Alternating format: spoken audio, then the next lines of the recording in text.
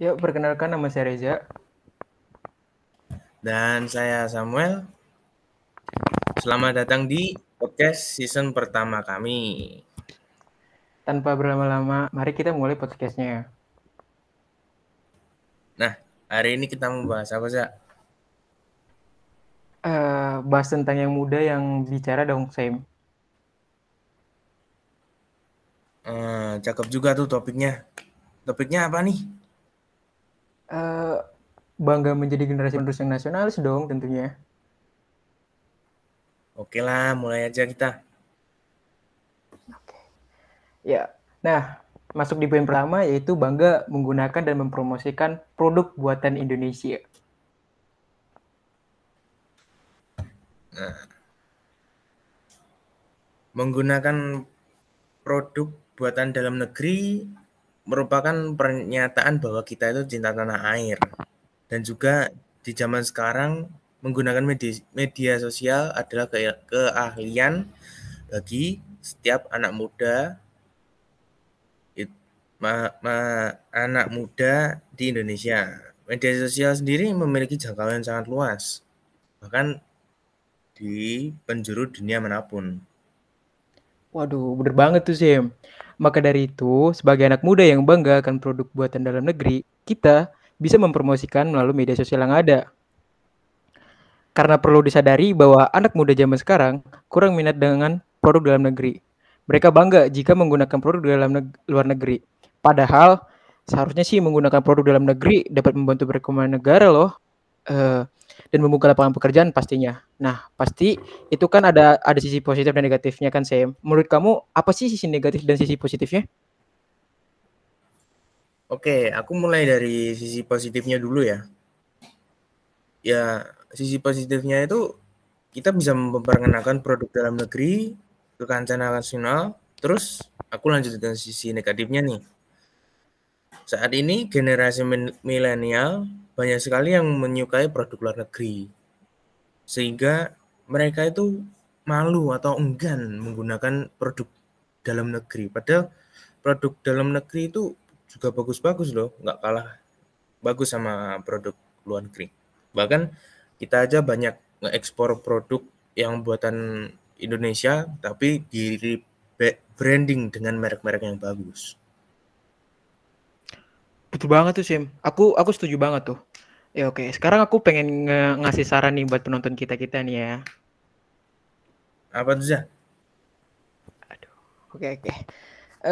Aku mau ngasih saran, dengan memperkenalkan produk dalam negeri ke anak muda kaum milenial dan memberikan keuntungan dan kelebihan jika mereka menggunakan produk dalam negeri, karena produk dalam negeri tidak kalah bagus dari produk luar negeri. Gitu, Sam. Nah, aku setuju nih sama saran si Reza. Ngomong ngomong-ngomong, Oh, oke oke. apa nih Ini selanjutnya nih? aku mau ngomong nih. Ngomong-ngomong tahu nggak sih? Aduh, bentar. Ngomong-ngomong tahu nggak sih, Sam? Setiap negara itu memiliki kultur, budaya, dan bahasa yang berbeda-beda. Dari segi sosial dan ekonomi pun, negara-negara tersebut memiliki keanekaragaman. Aduh, negara maju adalah istilah yang diberikan untuk negara-negara yang memiliki taraf hidup yang relatif tinggi, baik dari segi teknologi maupun ekonominya.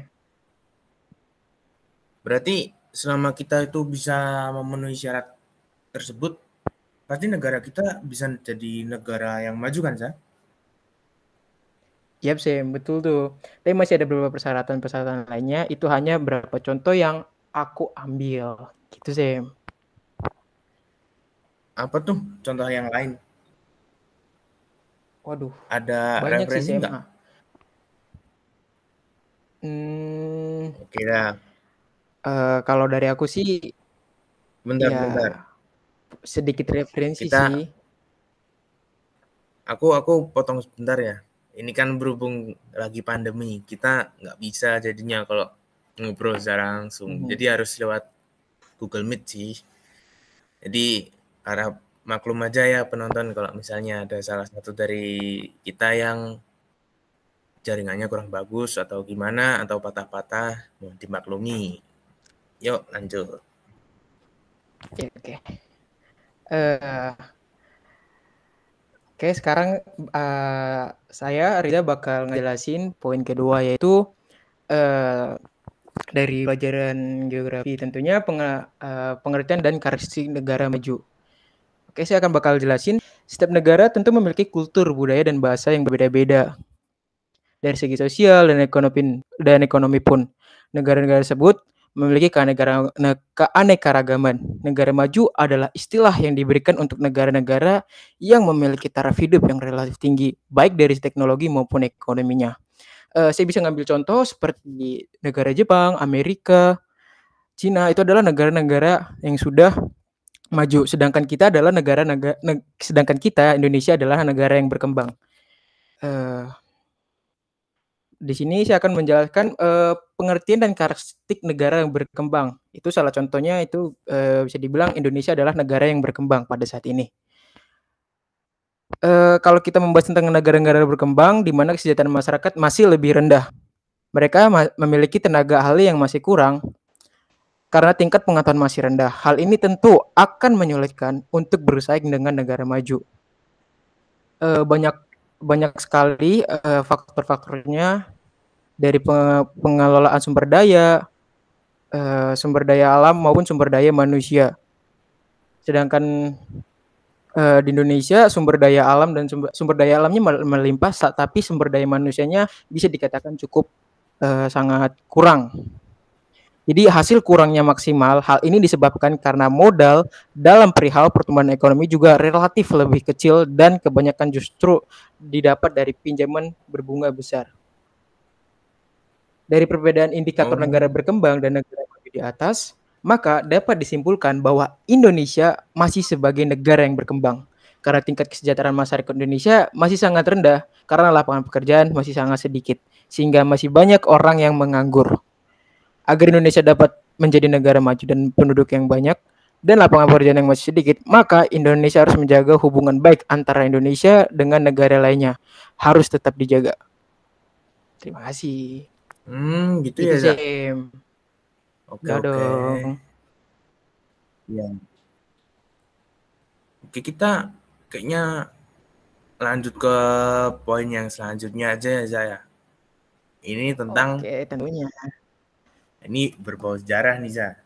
Dari Oh, peran para pemuda atau mahasiswa di saat masa-masa kita itu baru merdeka dari penjajahan. Nah, pemuda memiliki peran penting dalam pergerakan nasional, dimulai sejak munculnya organisasi Budi Utomo, Jong Java, Jong Celebes, dan berbagai persatuan pemuda Indonesia lainnya. Organisasi-organisasi ini semua didirikan oleh pemuda yang mengenyam pendidikan terbaik pada masa pemuda yang baru saja mengalami kebebasan dari kemerdekaan ini. Nah, ada nih satu pemuda sih, yang memiliki peran yang sangat banyak atau mengambil peran yang sangat bermanfaat lah kalau istilahnya untuk Indonesia ini, yaitu tahu nggak siapa nih orangnya? waduh. Siapa nih? Boleh dong dikasih tahu biar para penonton juga Nah, bisa tahu nih. ini ada hubungannya sama persetujuan pihak luar negeri dalam mengakui kalau Indonesia itu sudah merdeka. Nah, tokoh ini merupakan tokoh yang sangat berpengaruh uh, di dalam kemerdekaan kita ini, agar Indonesia itu bisa diakui lah negaranya itu sama negara lain. Pemuda ini menyebarluaskan berita bahwa Indonesia telah merdeka yang pertama kali di Mesir. tepatnya di kota Kairo. Nah, siapa ya pemuda ini? Masa belum tahu sih, Zah? Aduh, aduh, gimana ya? Aku masih ragu-ragu nih. Boleh dong dikasih tahu.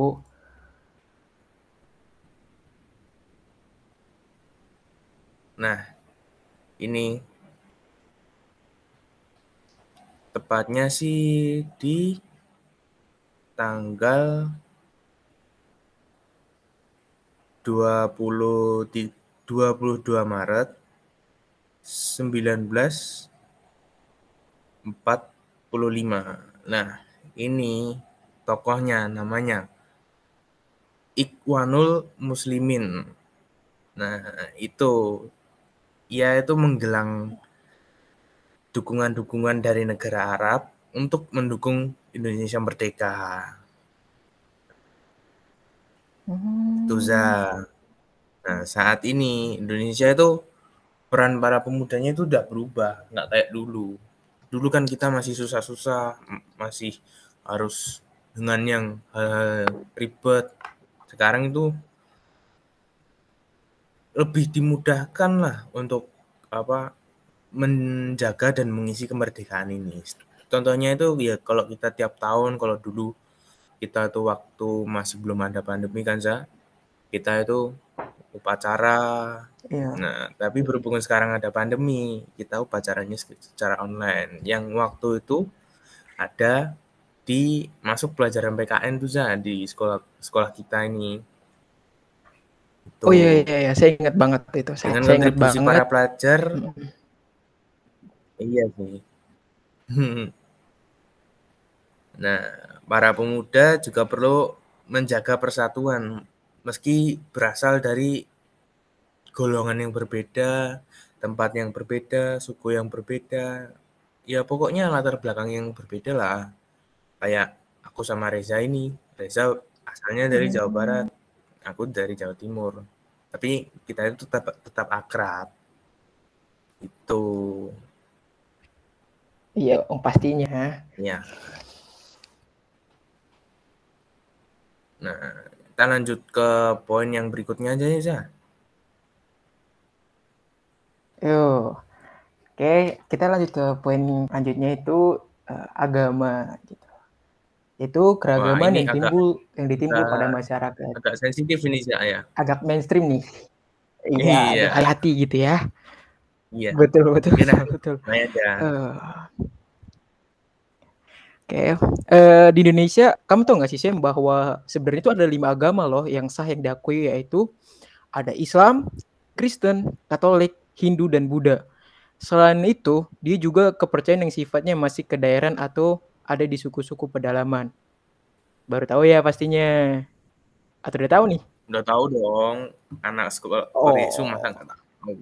Tapi kita kasih tahu siap, lah ke siap. penonton, kasih untuk misalnya ada adik-adik kita yang nonton video ini, kita kasih ya Betul banget apa tuh. penjelasan. Oke. Iya. Oke, aku lanjut ya.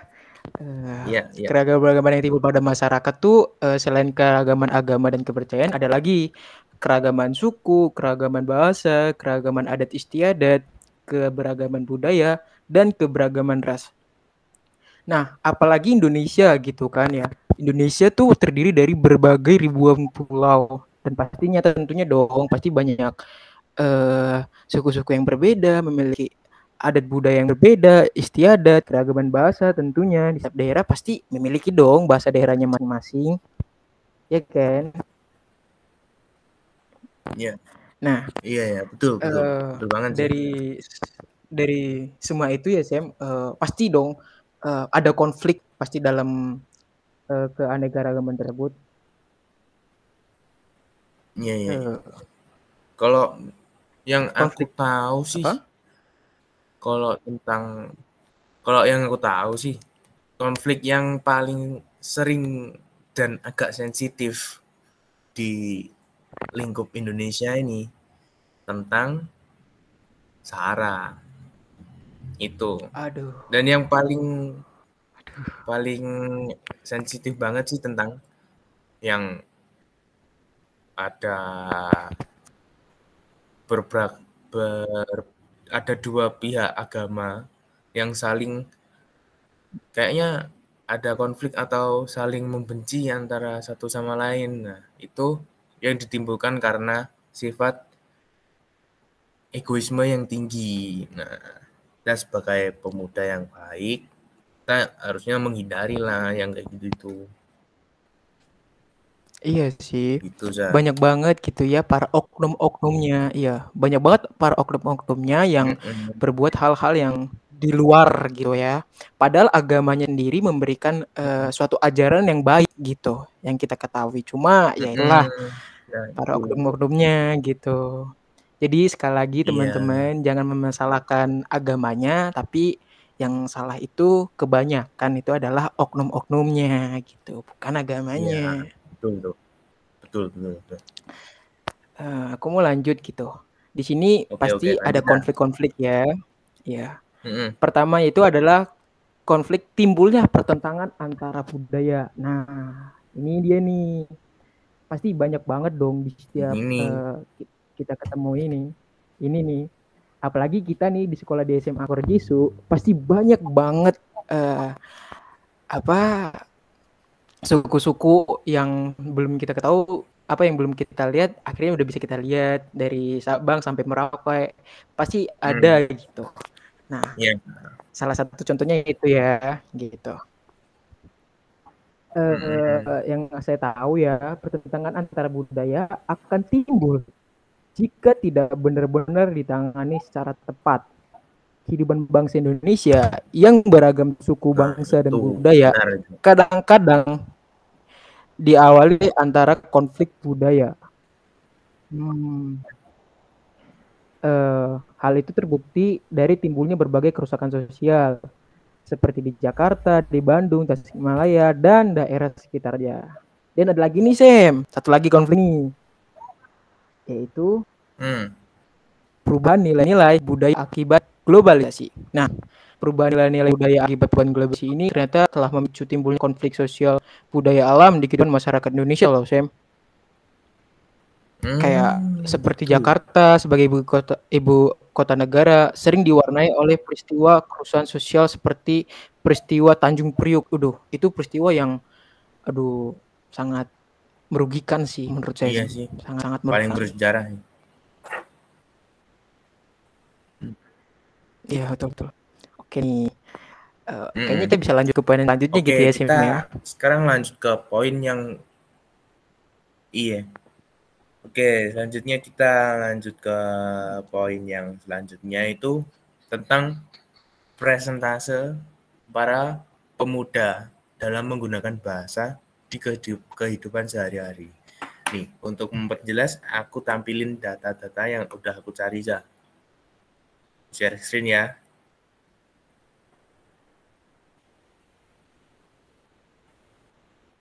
Wih, boleh boleh boleh.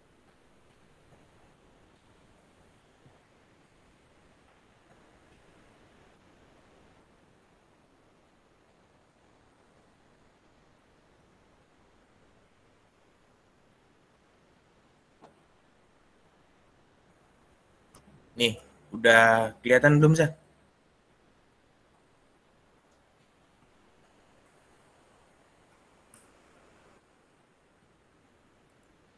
Udah kelihatan ya, Za?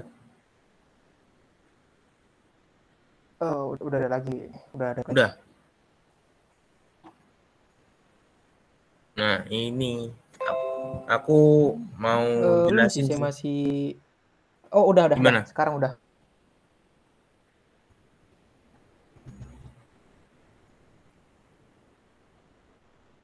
Udah.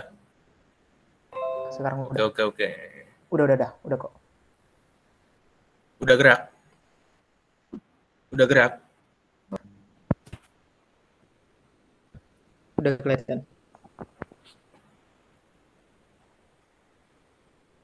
Oke, oke. Udah gerak kok. Nah, ini yang pertama itu Udah gerak.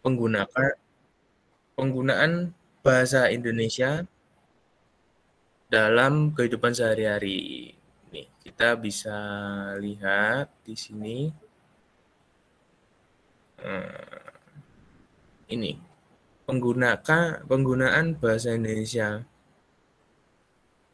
itu jumlahnya 25% atau perhitungan uh, dalam perhitungan angka berupa jiwa atau perorangan itu ada 80.837 orang.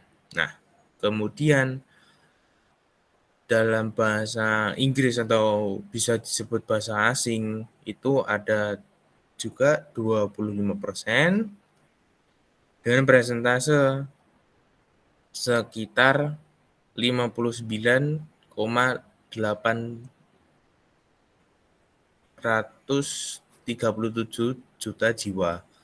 Nah, kemudian yang terakhir itu ada bahasa daerah.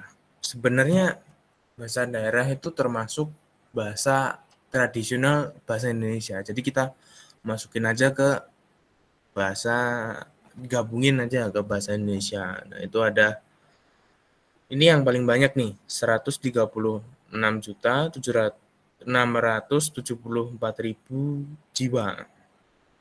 Nah, kemudian kita bandingin nih sama presentasinya di 2010 dan 2021.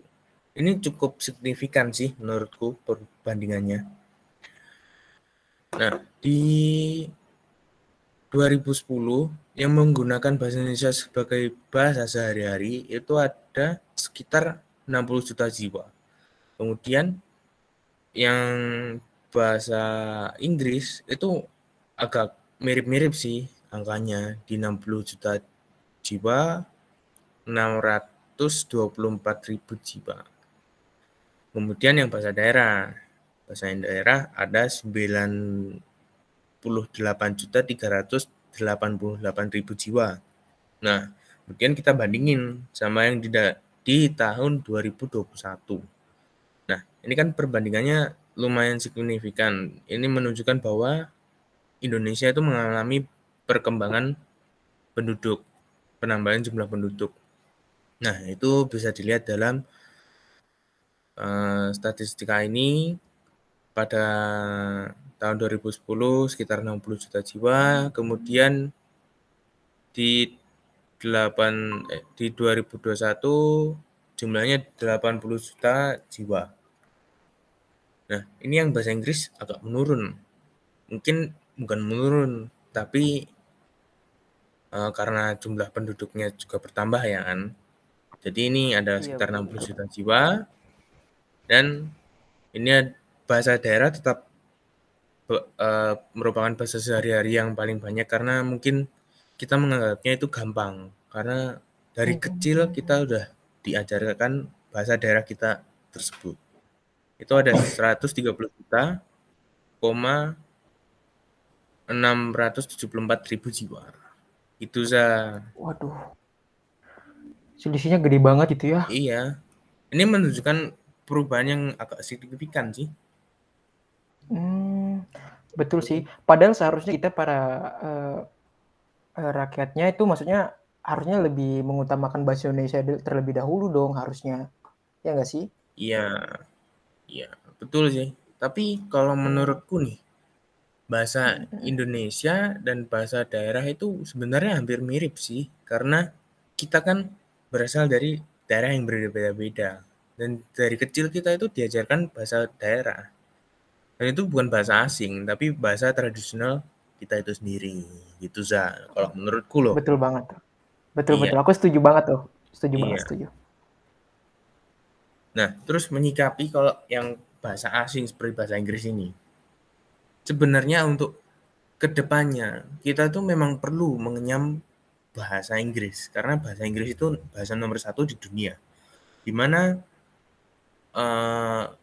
orang orang di seluruh dunia hampir 80% itu bisa berbahasa Inggris. Jadi itu merupakan bahasa internasional yang digunakan dalam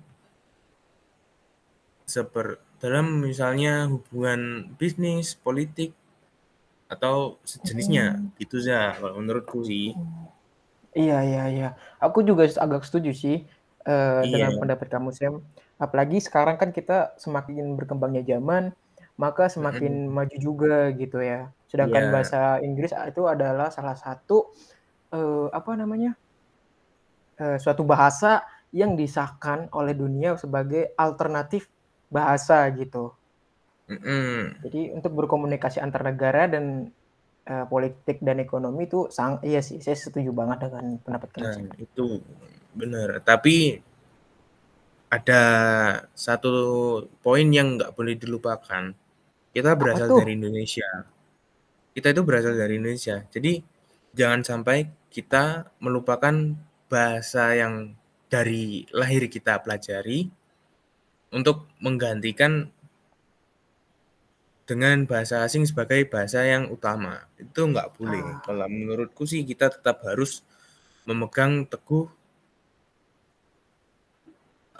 bahasa yang berasal dari negara kita sendiri. Gitu za. itu ya teman-teman sama para Iya. penonton bahwasannya bahasa Indonesia adalah bahasa yang utama bagi kita. Oke? Mm, Jangan lupa. itu. Jadi kita sebagai pemuda itu uh, ya diusahakanlah tetap melestarikan bahasa Indonesia ini. Betul, Mungkin betul. sekarang banyak sih yang menggunakan seperti bahasa gaul atau dalam berbicara dengan temannya menggunakan bahasa Inggris. Itu boleh-boleh saja. Tetapi kita itu nggak boleh sampai melupakan apa yang menjadi bahasa pedoman kita, bahasa dasar kita, Hmm, gitu. betul, betul. Aku setuju banget, setuju banget. Oke, kita lanjut ke poin berikutnya ya saya. Oke, boleh, boleh tuh. Oke.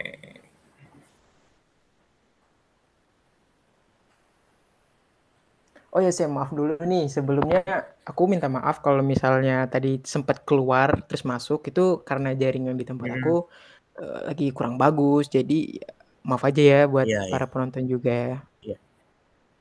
Nggak apa-apa. Nah, ini yang aku bilang di awal, di pertengahan tadi sih. Kita itu Iya. kan waktu masanya sekarang masa pandemi. Susah jadinya, Itu gitu. aduh merepotkan banget. Nah, berhubung tadi itu aku kan bahas tentang bahasa Inggris itu memang harus dipelajari.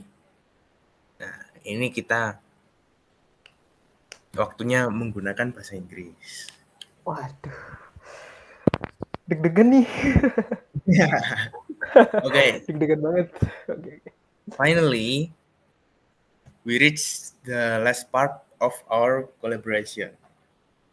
The spirit of nationalism is moral or self-sacrifice for sake of our beloved homeland. The spirit that was ringing with our hero to fight for Indonesia independence from the hand of the invader.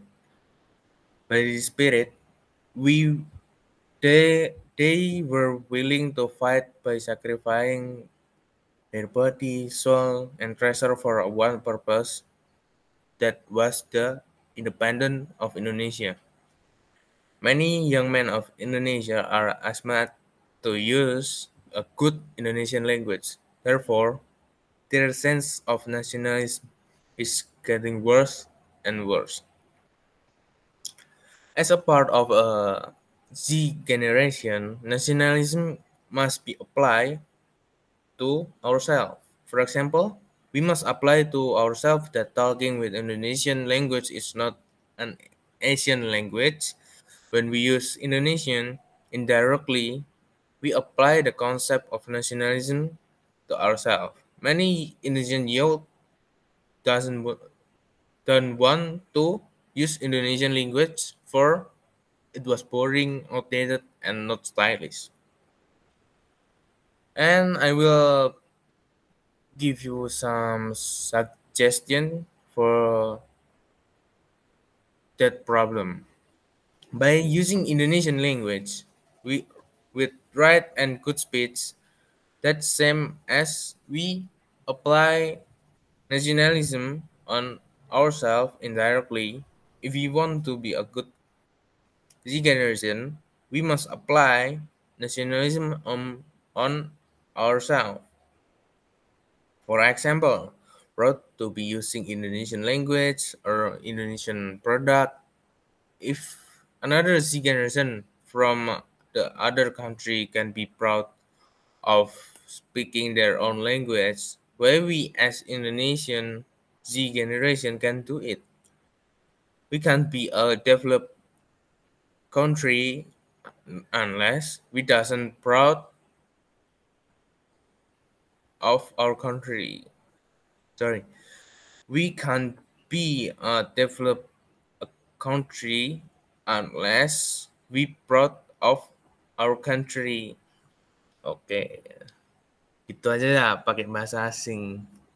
Wih, Udah cukup. keren banget Nanti nih. keterusan malah nggak jadi nasionalisme tuh. Waduh, betul betul betul betul. Tapi keren banget sih itu bahasa Inggrisnya. Wow. Biasanya sih anak Korjes itu pinter-pinter banget gitu dalam bahasa Iya, Inggris. Setuju banget sih. iya.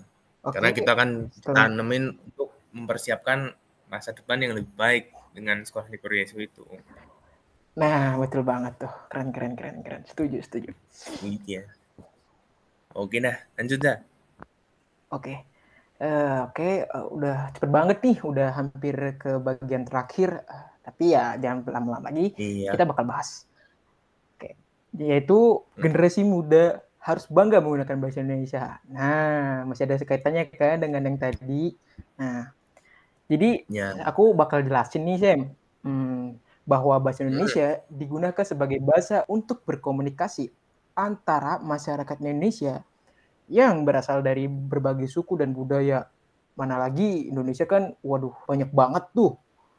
Bahasa Indonesia merupakan bahasa sehari-hari yang digunakan serta menjadi ciri khas untuk negara Indonesia. Secara garis besar, fungsi ini tidak berbeda jauh dengan fungsi pemersatu atau bahasa pemersatu. Nah, ya, buat teman-teman bahwa bahasa Indonesia adalah bahasa yang utama bagi kita untuk berkomunikasi secara baik gitu. Jadi kita nggak boleh ngelupain bahasa kita sendiri gitu. Itu bahasa Indonesia. Jadi itu sangat berpotensi adalah bahasa yang sangat pemersatu bagi negara kita gitu. Pengajian kebahasaan dari Badan Pengembangan Bahasa dan Perbukaan Kementerian Pendidikan dan Kebudayaan atau bisa kita sebut Kemendikbud mengatakan bahwa generasi muda harus bangga loh menggunakan bahasa Indonesia yang merupakan bagian dari identitas bangsa. Ayo loh, Kemendikbud aja telah mengucapkan bahwa bahasa Indonesia adalah merupakan bagian dari identitas bangsa loh. Jadi kalian jangan malu-malu lagi. Idealnya generasi muda mencintai bahasa Indonesia dan juga tidak anti bahasa asing. Ia menyayangkan para orang tua, yang aku terutama di sebutin perkotaan. tadi. Ini banyak banget sih yang saya sering jumpai, yang gengsinya anaknya tidak bisa berbahasa asing. Nah, itu saya betul. Karena banyak banget di kota-kota besar ya teman-teman, itu orang tuanya tuh kayak anaknya tuh harus bisa bahasa asing gitu loh. Salah satu contohnya yang bisa kita ambil tuh bahasa Inggris. Jadi seakan-akan bahwa bahasa Inggris adalah bahasa yang sangat mendominasi banget gitu. Padahal sebenarnya bahasa pemersatu kita adalah bahasa Indonesia. Oke. Iya, betul banget sih. Kita juga nggak tahu kalau nanti kedepannya Indonesia itu bisa jadi bahasa internasional juga. Oke, jaringan Reza agak putus-putus. Iya. Maaf ya teman-teman kalau misalnya jaringan saya agak putus-putus. Oke, saya bakal lanjut lagi. Kemendikbud juga menyelenggarakan pemilihan duta bahasa nasional. Nah, itu salah satu adalah puncak pemilihan duta bahasa di tingkat nasional yang diikuti seluruh peserta terpilih tingkat provinsi di Indonesia, yang dimana semua itu bisa berguna bagi generasi muda sekarang. Nah, keren banget tuh, pemerintah aja sudah membuat program tersebut. Berarti kita sebagai Iya. generasi muda harus menggunakan bahasa Indonesia, karena itu identitas negara bangsa. Bagi pelajari bahasa Indonesia, baru kemudian bahasa asing. Dengan masyarakat bisa mempelajari bahasa Indonesia yang baik dan benar, itu bisa menjadikan suatu pedoman agar negara kita bisa menjadi suatu yang lebih baik untuk kedepannya. Gitu, Sam. Betul. Benar. Kamu dapat data itu dari mana, Sa? Aduh, aku dapat itu dari Anternews. Itu dari Kemendikbud, generasi muda harus bangga menggunakan bahasa Indonesia, Sam. Jadi saya nggak Oh, bisa sembarangan iya gitu. sih. Jadi Kalau saya udah mengikuti dari Sam. Kemendikbud mah kita nggak bisa ngelawan karena data-data yang dipaparkan Iya. dari Kemendikbud itu sendiri kan udah valid banget, nggak bisa kita Iya, lawan. nggak mungkin hoax gitu ya. Iya, oke dah. Ini kayaknya kita udah mencakup semua poin-poin yang hari ini kita mau bahas. Betul sekali. Sepertinya kita itu mungkin terlihat seperti bangsa Indonesia itu bangsa yang kurang maju atau bangsa yang kurang berkembang kata orang-orang. Padahal kita itu sendiri memiliki sumber daya alam yang sangat melimpah dan sumber daya manusia yang sangat melimpah. Bayangkan saja 345 juta jiwa di Indonesia. Itu sumber daya manusianya seberapa banyak? Banyak banget itu. Nah, dengan Waduh, begini, nggak terhitung apa susah kita banget itu gitu ya. iya, kita itu sebagai generasi muda, kita itu harus bangga akan bangsa kita. Seperti yang tadi kita bicarakan, mempromosikan produknya, menggunakan bahasa Indonesia dengan baik dan benar, dan tidak malu menggunakan bahasa Indonesia. Tentu. Gitu. Hmm. Oke. Dari kamu ada tambahan nggak sih? Untuk saran-saran Hmm. untuk para aula muda ini? Kayaknya ada deh sedikit sepatah dua patah kata ya. Tentunya kita sebagai generasi milenial harusnya kita jangan malu dong.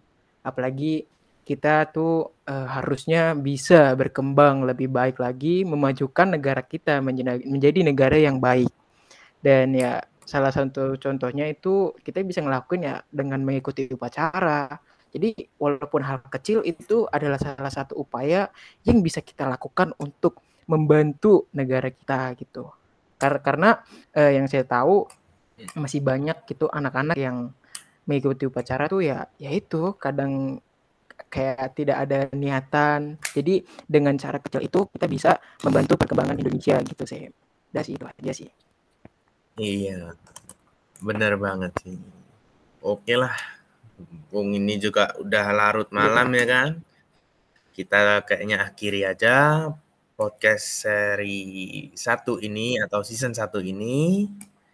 Oke, nanti kita akan adakan sesi kedua atau season kedua. Kita berjumpa lagi ya Betul di banget. season kedua. Terima kasih. Sekian dari kami. Saya Saya Reza. Samuel dan ini Reza. Terima kasih telah menonton. Oke, see you. See you there.